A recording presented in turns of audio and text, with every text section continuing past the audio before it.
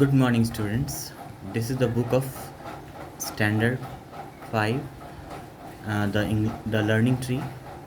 This is English book, and its first chapter is Shadows, which I had taught you earlier. And now we are going to study the second chapter, which is Planting Trees. दूसरा chapter हमारा है planting trees, यानी कि पौधे को लगाना. ठीक है, चलिए स्टार्ट करते हैं. Mike lived in Dehradun with his grandpa. Mike जो है वो अपने दादाजी के साथ कहाँ रहता था? Dehradun. His grandpa's house was very big. उसके दादाजी का घर बहुत ही बड़ा था. He had planted many trees all around the house. उन्होंने अपने घर के चारों तरफ बहुत सारे पेड़ उन्होंने लगाए थे. There were neem, mango, lime, orange, peepal and guava trees. और वहाँ पे कौन कौन से पेड़ थे? नीम का, मैंगो का, लाइम का, नींबू का, इसके बाद नारंगी का, पीपल का, अमरूद का, ये सारे पेड़ थे. They were all very tall and strong. वे सारे पेड़ बड़े बहुत ही लंबे और मजबूत थे. Mike loved his grandpa's garden. Mike को दादाजी का बगीचा अच्छा लगता था. He would see many birds in the garden. और वो बगीचे में बहुत सारे पक्षियों को देखता था. There was a big banyan tree near the house. तो घर के पास में एक बहुत बड़ा बरगद का पेड़ था. Mike loved to sit on the tree and look down. Mike को उस पेड़ पर बैठना अच्छा लगता था और वहाँ से नीचे देखना अच्छा लगता था. मैना, बुलबुल, पैरट, क्रो, वो सभी पक्षी उस पेड़ पर आते थे.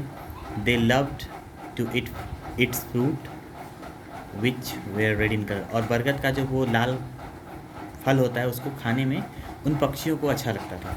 ठीक है, आगे है. When the rain came. जब बारिश आई, grandpa would go to the forest. दादाजी कहाँ जाते थे? अब जंगल की तरफ जाते थे. Mike went with him one day. तो माइक भी एक दिन गया उनके साथ. Grandpa was carrying some sapling. Grandpa अपने साथ यानी दादाजी अपने साथ कुछ नन्हे नन्हे पौधों को लेकर जा रहे थे. He planted some in the forest and some near the river. उन्होंने कुछ पौधों को कहाँ लगा दिया? जंगल में लगा दिया, और कुछ को नदी की तरफ, नदी के पास लेकर गए. माइक ने कहा उससे, दादाजी से, कि nobody comes to the forest grandpa who is going to see them. कि दादाजी जंगल में तो कोई नहीं आता है, फिर आप जो ये पौधे लगा रहे हो इसको कौन देखेगा? तो ग्रैंडपा ने कहा, we are not planting trees for people alone. हम लोग सिर्फ लोगों के लिए, मनुष्यों के लिए पौधा अकेला नहीं लगाते हैं. We are planting trees for the birds and the animals. हम लोग पशु पक्षियों के लिए भी पौधा लगाते हैं. They live in the forest. वो कहाँ रहते हैं? पशु पक्षी कहाँ रहते हैं? जंगल में रहते हैं. They need more food and homes. उन्हें ज़्यादा से ज़्यादा भोजन और आवास की ज़रूरत होती है. Trees are very useful. पेड़ जो होते हैं वो काफ़ी उपयोगी होते हैं. वे बारिश लाते हैं. ठीक है. Why have you planted sapling near. तो इसके बाद ये तो हो गई जंगल की बात. अब फिर नदी के पास जो दादाजी ने पेड़ लगाया, तो माइक ने पूछा कि दादाजी आपने ये पौधे जो हैं ये नदी के किनारे क्यों लगाए? तो दादाजी ने कहा, this saplings will grow into big trees. ये जो छोटे छोटे पौधे हैं ये एक दिन बड़े बड़े पेड़ बन जाएंगे. Their roots will stop the soil from being washed away. और इनके जो जड़ होंगे वो मिट्टी को बहने से, मिट्टी को कटने से रोकेंगे. The river banks will be safe. तो नदियों का किनारा इससे क्या होगा? सुरक्षित रहेगा. दादाजी ने समझाया उसे.